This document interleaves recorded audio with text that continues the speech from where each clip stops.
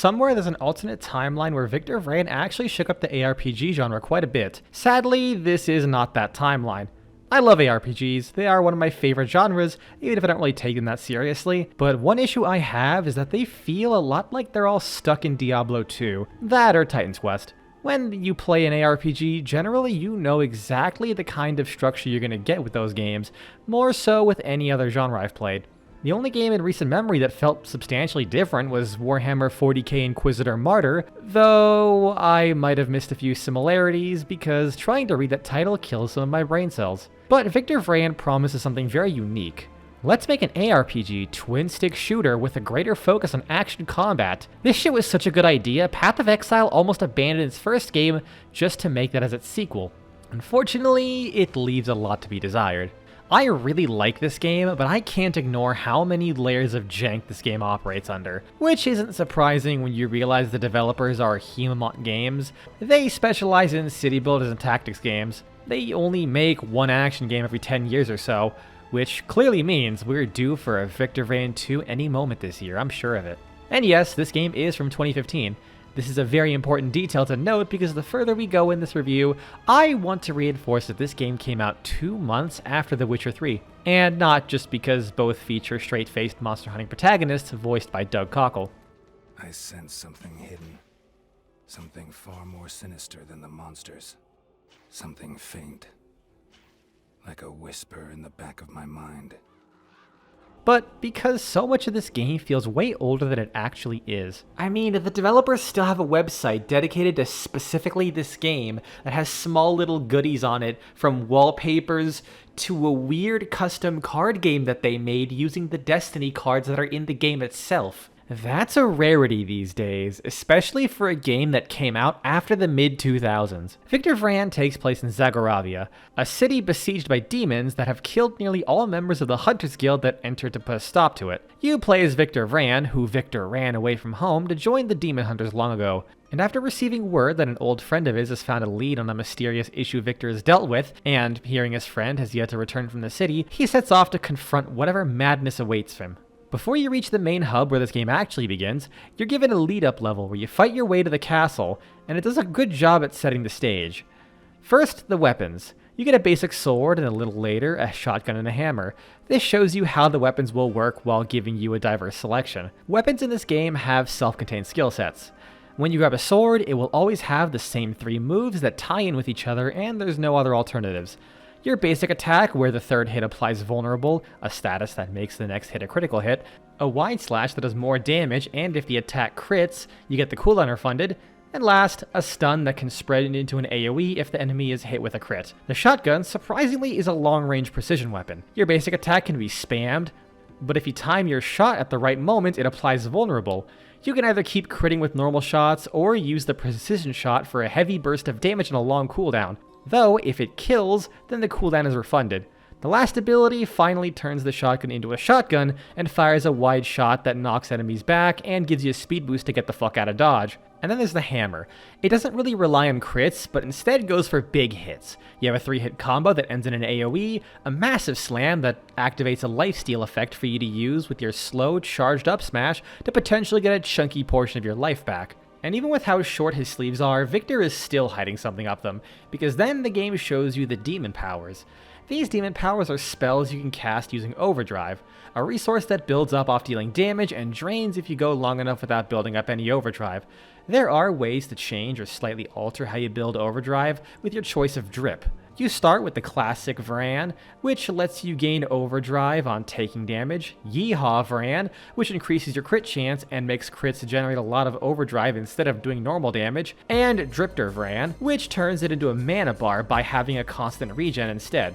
And in this level, you also see how enemies behave, with a heavy focus of melee and enemies that can hit hard, but have slow windups allowing you to roll out of the way of the attacks. It also establishes that this game isn't just the X and Y axis, it's 2015. We add Z to everything because it's cooler. There's a wall jump you can perform that lets you get up and over things. It's not really used much beyond adding elevation changes to the scenery and for some secrets, but it's neat. The biggest thing getting in the way of it actually being interesting is that you can't attack while wall jumping. Instead of locking out your inputs, attacking causes you to immediately slam into the ground, doing nothing but a small AoE knockback. You're also stuck in the direction the wall is facing. You have extremely limited ability to move left or right, and you always go directly away from the wall. And yes, there are secrets. Some pretty fun ones to find at that. Most of the time they aren't overly hidden, and with the help of the UI glowing when you're near a secret, you can find them easily enough without going too mad. Some of them are still pretty mean with how far out of the way they are, so your HUD won't light up at all. And the last thing the tutorial sets up is that this game has no tone. The story and its characters are all very serious, and immediately you get a voice in your head who's a sassy little bitch that makes jokes and outdated references. But once that's done and you finally reach Castle Zagaravia, you now have the main hub for the rest of the game. This has all your shops, stash, and world map to travel to any place you've discovered. The hub has some small touches that give this game a bit of extra charm, such as the map screen being a diorama of the whole city and where you'll be going, with fairly detailed representations of some of the areas too. The way the stars pop out of each node showing how many you got, and how weird some of the models look in dialogue. I know it's a weird thing to praise, but I love the way low-budget shortcuts look. It shows that they wanted something to look good, and they went out of their way to scrape up some kind of solution, even if it doesn't look the best. The biggest addition this game has over other ARPGs is the challenges. When looking at the map, you'll notice every level has 5 optional challenges to go through. One usually involving finding every secret, and the rest are there to give you extra challenge or provide some variety to make your life more miserable. They will range from getting kills with a specific weapon, killing a specific enemy, or a combination of the last two, or you'll be tasked with to do a challenge under a harsh restriction, from not using potions, not using demon powers, or even not taking a single hit of damage. Some are more lenient, such as needing to stay above 50% HP, but later in the game, the difference between staying above 50% and taking no damage is pretty blurred. Alone, the challenges might not be too bad, but I personally like trying to do them all at once. So some levels might have me using 2 different weapons for specific enemies while not being able to use potions, shrines, demon powers, and I have to do it in 60 seconds without getting hit. That might sound insane, but it's surprisingly doable and they never conflict with each other, as well as the fact that enemy spawns are static. It makes this game go from a typical ARPG where you enter a dungeon and clear it out and leave without too much of an impression being left on you, to feeling like an obstacle course that you have to develop a plan to tackle. Admittedly, it's a good chunk of this game's longevity. If you just ran through and killed everything in the map as you saw it, I doubt this game would last more than 15 hours. My playthroughs tend to sit about 30 because of how batshit some of the challenges are. The worst part about the challenges comes pretty early with the unlockable hexes. These are modifiers that can be toggled at any time and grant more XP in drops. From the moment you unlock them, they start being required for most areas, and some of them make the game extra painful. The Hex of Malice makes enemies apply vulnerable and do more damage. The Hex of Time increases their move and attack speed. The Hex of Pain causes you to take 100 damage every 15 seconds, which is nothing as it never really scales. The Hex of Tyranny turns regular enemies into tyrant champions, giving them modifiers and demon powers. And then last and worst of all, the Hex of Tenacity. It grants every enemy 120 armor and life regeneration, making everything really goddamn tanky. Credit where it's due though. The challenges aren't random. They are tailored to the zone, either to teach the player something or to make it the area uniquely difficult. Early on, you get 2 tasks. Kill Essence of Fire with range, and kill Essence of Earth with melee. Essence of Fire have short-range lingering attacks that make melee a bit risky, whereas Essence of Earth are easy to dodge up close but have a pretty nasty range attack. On the other hand, there's a tiny gauntlet lined with tanky gargoyle turrets, and you have 30 seconds to get to the end without getting hit because fuck you. They aren't always that mean, thankfully, and if you don't do them all in one go, resetting the area if one challenge fails, it's significantly more doable. But I reach enlightenment from walking on Lego pieces all day, so pain is something I'm used to. Which was made especially more pronounced because I streamed the entirety of this game, but with an added challenge. Inspired by Josh Drive Hayes and his Dark Souls streams, I decided to begin Lifter Vran, where I rotated through an entire full-body dumbbell workout doing 5 to 10 reps at a time depending on the conditions, like finding a new area, resetting an area if I fail, killing a boss, and finding a legendary weapon, in which case I would do several sets instead of just one. Going a bit off topic though, it was genuinely a really fun way to get exercise, as I had noticed substantial muscle gain even from an inefficient routine like this, especially thanks to the sheer amount of fails for some of the challenges and the amount of dated references there were. Despite this game coming out in 2015, I knew it in my heart of hearts that this game would have the Portal reference somewhere. So I bet 5 whole sets on the spot that an 8-year-old reference would show up. And I think it would be in here. You're almost there, Victor. Just find the 5th chest, and there will be pie. My pie is not a lie. It is just as tasty and real as you are. Why here?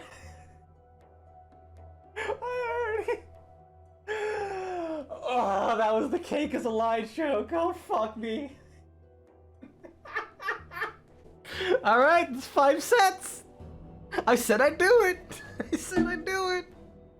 That said, the writing overall is pretty solid. It's nothing spectacular, and while it does have a lot of references, it still has plenty of its own unique humor. The voice acting especially is great. Doug Cockle does a fantastic job at playing definitely not Geralt of Rania, but Andrew Wincott as the voice in your head absolutely steals the show. Between the resets and the exercise challenge, this man's voice is ingrained into my head, which threw me for a loop because this was the very next game I streamed. A path to redemption? Or a road to damnation? Leave me alone! Hard to say, for your journey is... No! If you call me What Victor, would I was going to suit the scream. occasion? Back to the game though, as much as I enjoy the gameplay loop from an ARPG perspective, it's not great. Without randomization, it can feel very samey to anyone who wants to keep rerunning content for that sweet dopamine high of loot. But it's not like they will get that from this game anyways, as its item system is pretty bad to be frank. Every item you get has its base stats scaled to the level it's dropped at, with it only increasing ever so slightly with each level. The modifiers each weapon can have are limited, and there's only 2 slots, no matter the rarity. The results aren't particularly exciting either. Generic damage, tiny amount of health on hit, increased crit chance or damage, attack speed, weapons cost more to buy or sell, a couple of neat things like increased overdrive and cooldown speed, but for the most part, the differences between weapons are nearly intangible. As far as I can tell, the difference between the rarity is higher base stats. If that wasn't bad enough, the way the game rewards you is also pretty bad. All those secrets you find will often just give you dog shit. Completing challenges that grant loot chests are also the same. You could do every secret in an area and complete a bunch of really hard challenges, and all they would drop is some white weapons. Legendaries are at least unique. The stats they get tend to be max roll or at least very high, they scale to your level no matter what, so you never have to change weapons, and they have unique modifiers in addition to the 2 affixes. Some of the legendaries I found include a hammer that launches a projectile every 3 hits, a grenade launcher that fires much faster in exchange for less individual damage, and a set of dual revolvers that explode into a giant slowing AoE every 10 hits. There's not much that's build defining though, mostly because the definitions of a build are pretty restricted and you have very limited ways of actually improving your character. Whenever you level up, you aren't even guaranteed stat boosts. You only get 1 main level up reward every level, sometimes it's max health, sometimes it's a new mechanic or an outfit. There is no skill tree or leveling up minute aspects of your character, the best you can use is the destiny cards. As you level up, you get destiny points which allow you to equip cards of varying costs, with your destiny points and card slots being the limit. I like the idea, but I find it too restrictive for something that's pretty much your only means of scaling anything, because you only get 5 to 6 slots and every type of card fights for these slots. You have stat boosts like health, armor, and damage for a type of weapon, then you have conditional effects like explosions on crit or sending out damaging swarms when you deal a portion of the enemy's health in a single hit, but those are all restricted in how powerful they can be with cooldowns or non-scaling damage that you feel it's just better to use the stat boosts. Some of the effects are just pitiful too. The swarm sounds fun, deal 50% of an enemy's health in a single hit, and it sends out homing projectiles in order to deal damage to them. Except it's a 10-second cooldown and hits 1 enemy each, so if there's less than 8 enemies, it does not hit anyone twice, it just doesn't spawn the swarms. Or the explosions on crit, which are strong, but only occur once every 15 seconds. Then you also have the overkill mechanic, which is neat, but nothing really gets done with it. When you do enough damage beyond the enemy's remaining health, they get overkilled. If it's a skeleton, they don't get back up, as normally skeletons have to be killed twice. Otherwise, it does nothing unless you have a modifier that goes off when you overkill, which gets much harder later in the game you go, as enemies generally get pretty tanky. The most amount of specialization you can get is with the overdrive boosting cards and legendary cards. There is technically 2 forms of legendary cards. As you upgrade cards, they go from white to purple, which is legendary, but they don't do anything special. Then you have the proper legendary cards with unique effects that are specific to one mechanic. There's 2 for every weapon to further boost their powers, and there's cards to alter base mechanics such as bombs or your dodge roll, which, fun fact, does nothing. Your roll gives a slight boost in speed to avoid things, but it doesn't actually mitigate any damage. It's still useful for that purpose, as enemies stop in place when attacking, so it's often enough to get out of the way. But any actual mitigation comes from cards, either the legendary to give you invincibility during the roll, or another card that grants armor while rolling.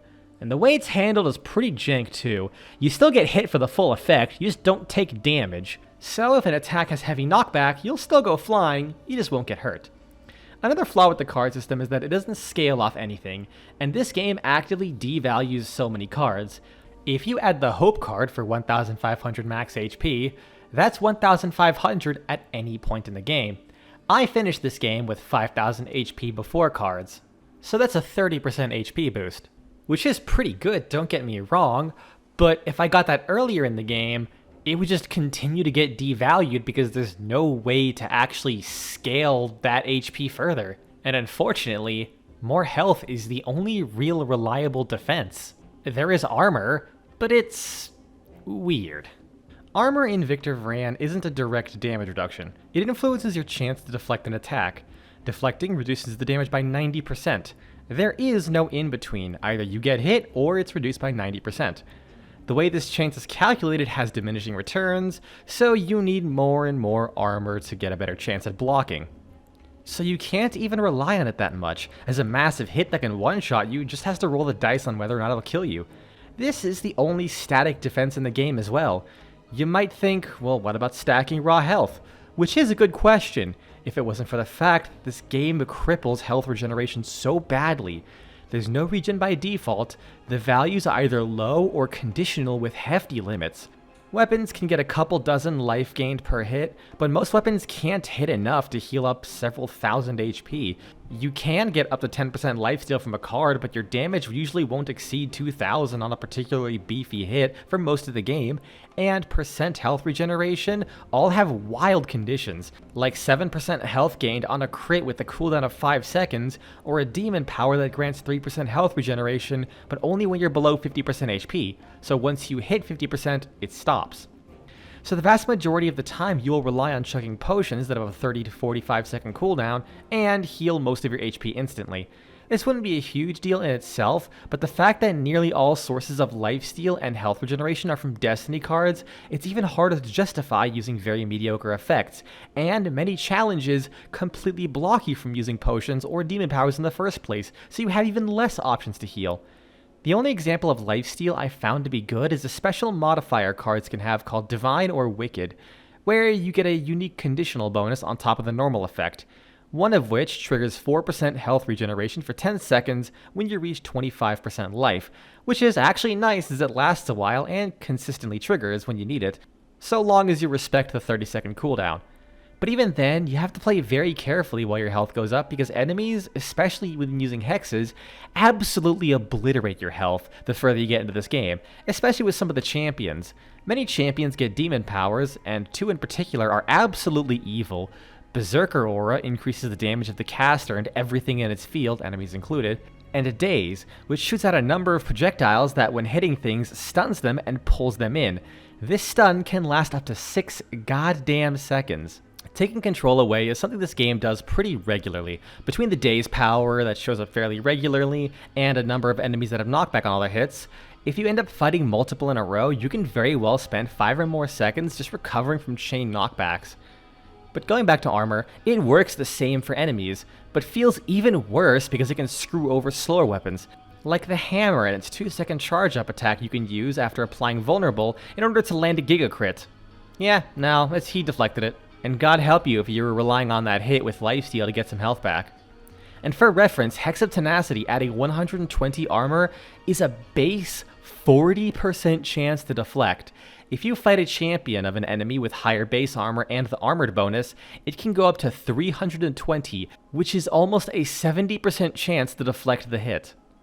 Effects from bombs, demon powers, and cards do go through armor, but they are unreliable due to cooldowns, resource limits, and a lack of damage scaling. You pretty much need armor penetration against certain enemies and for some challenges.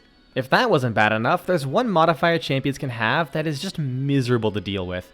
For a game that has quite a few weapons that revolve around setting up critical hits for bonus damage and effects, there's a modifier a monster can have called Immune to Crit Damage. They just nullify any and all investment into using crits for damage. All those cards? Useless. Your weapon mechanics? What mechanics?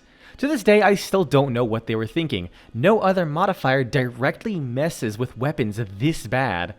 At least with armor, some weapons that have innate armor penetration have less investment required to bypass them. So a crit build, fighting a champion that has armored and the Hex of Tenacity is just an unholy slog, as you have to whittle down a regenerating, beefed out enemy who blocks 70% of your damage. But if I'm being honest, all the details I went into about how you can build your character, it was mostly there just to be thorough as far as a review goes. Because the reality is, this game commits the ultimate sin that any RPG can make, let alone an ARPG. You know, the genre that is all about character progression. Yeah, this game has level scaling.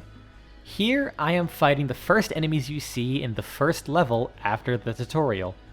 And now, I'm using my level 50 character who's fully decked out in the same zone using the same weapon type. Oh look! I'm doing the exact same damage. And just to be fair, I'm testing this on level 20 character, just in case beating the game suddenly jacks up the enemy levels for everyone. So technically, my level 50 character is actually the weakest, because when you're at a higher level, more of the enemies have special modifiers that make them even tankier and do more damage. And because of the ways you have to scale your character are more limited, I don't even have many ways to fight against this. My high level character already had 20% more melee damage, and he was still taking the same time to kill. And by this point, I'm starting to realize as I'm telling you this, I'm still not sure how I put up with this game, as I do every single challenge every time I play through it. Having patience is one thing, but being able to stomach bad design and balance is another thing entirely. But the way this game plays is so unique in a way that I'm just hooked every time. Even counting the lack of variety on many individual aspects of the game, playing at each level as a challenge that needs to be overcome and pulling everything out of my ass to complete whatever bullshit is in front of me is just great fun.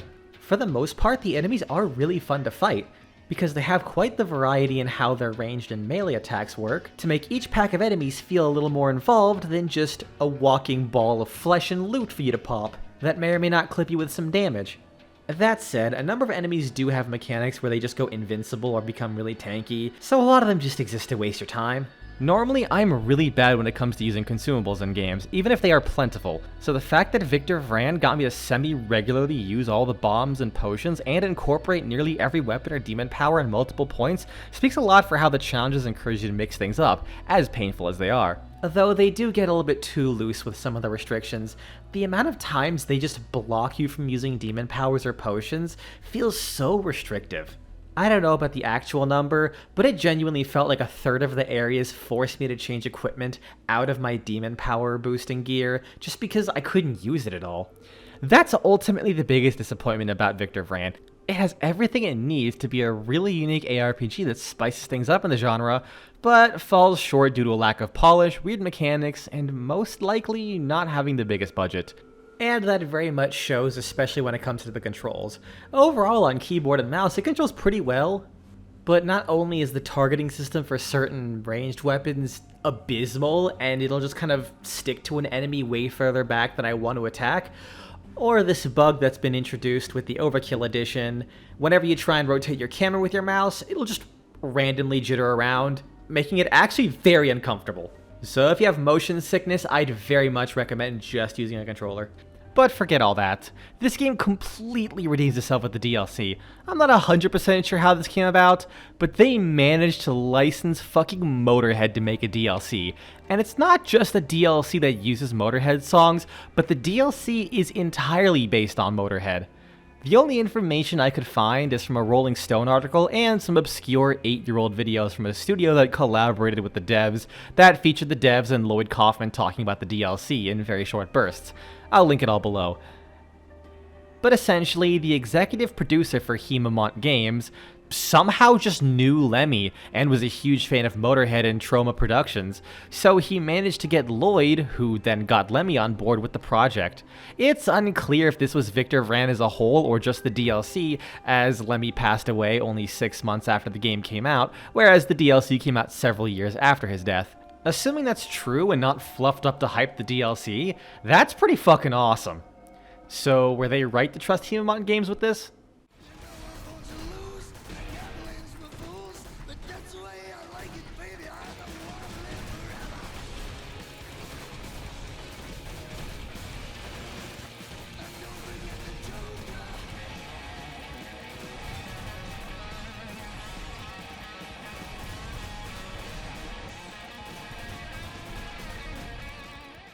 Well, I haven't followed Motorhead that much, so I can't say yes or no, but this absolutely oozes a certain style that kicks ass.